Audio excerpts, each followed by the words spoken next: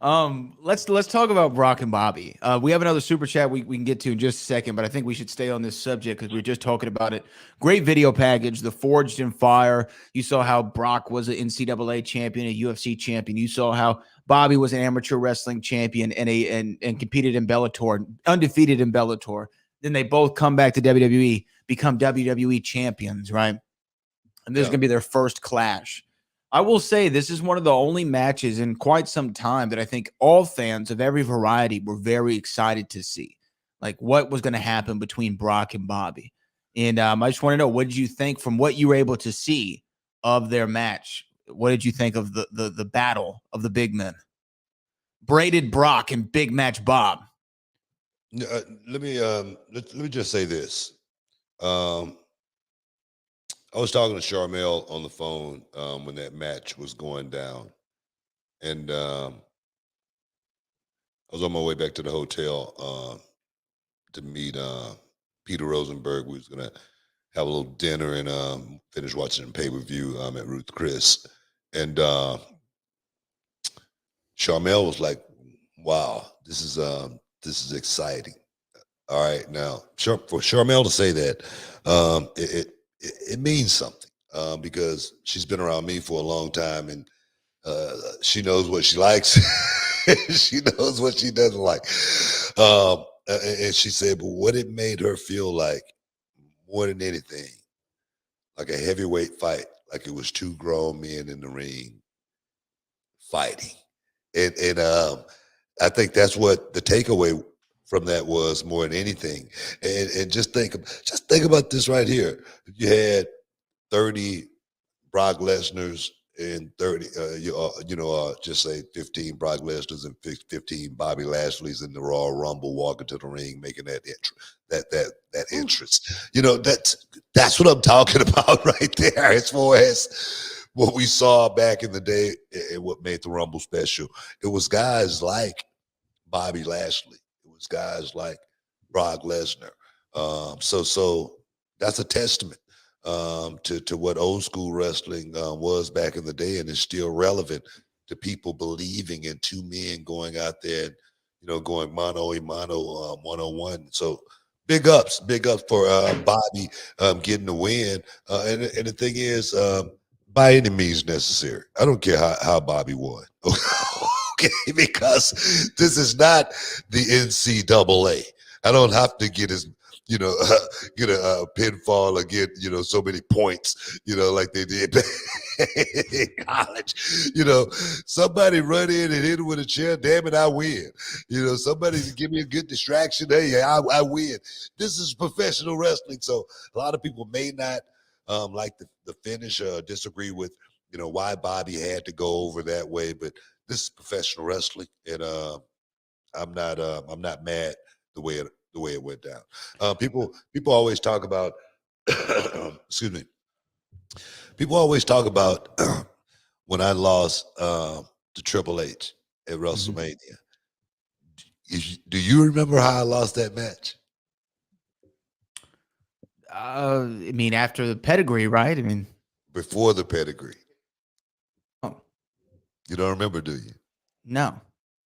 And that's why I say it didn't. I've never mind losing. It's always been the way I lost the match. Ric Flair ran out. Oh, right. Distracted me, did something. So anything like that, it's wrestling. So for Bobby to win the way he did, hey, I'm not mad at it at all. I'm not mad at it either. And the thing is, it sets up several different things. You now have a money rematch if you ever want to go back to Brock and Bobby. Hey, you never beat me straight up. Let's do it again. You have a money rematch there. You set up Brock and Roman. Bobby now is the WWE champion. People said he looked weak in it. I'm like, where did Bobby Lashley look weak? He didn't look weak once in the match. Yeah. He just took advantage of a situation. You saw MVP saying, cover him now, right? What is Bobby going to do? Is Bobby going to pick Brock up and beat him up a little bit more? Well, that's the thing. Like I say, people are going to always be able to criticize and say it should have been done this way. It should have been done that way. A lot of people say perhaps maybe he shouldn't have won. So people are going to always have their opinion.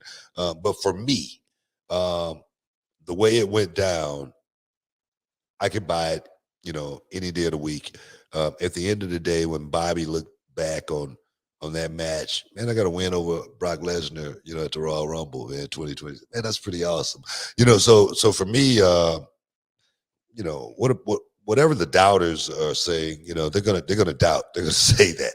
But for Bobby, I think it was a hell of a moment, being in the ring with Brock Lesnar after all of these years, and be able to walk away somewhat victorious. Let's just say that. He's the WWE champion.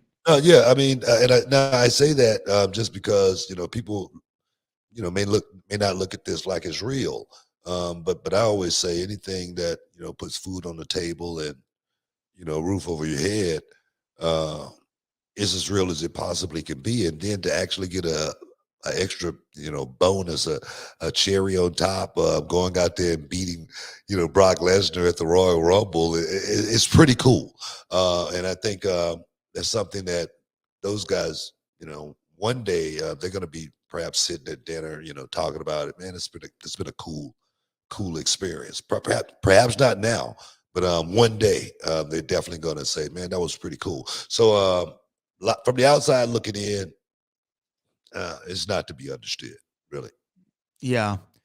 The only thing I don't like is now Bobby's going in the elimination chamber in Saudi Arabia to defend the title in the chamber.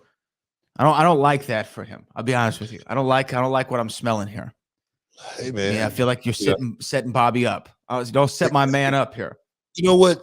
Bobby is what did I say, man? Bobby, yeah, we really are setting Bobby up. Okay, you know why we're setting him up? We're setting Bobby up for the next 3 to 4 to perhaps 5 years in this company to be a major player. And I think Bobby going over there and being in a match like that and walking away from it. And I say that because I know about being billed, because when I was King Booker, no one in a million years thought I was going to come out the victor at the Champion of Champions match against the Big Show and John Cena.